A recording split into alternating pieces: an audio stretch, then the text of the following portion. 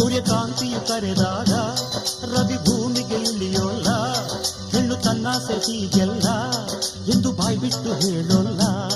ಜಾಣೆ ಕೇಳು, ಕಳ್ಳ ಸನ್ಯಾಸಿನ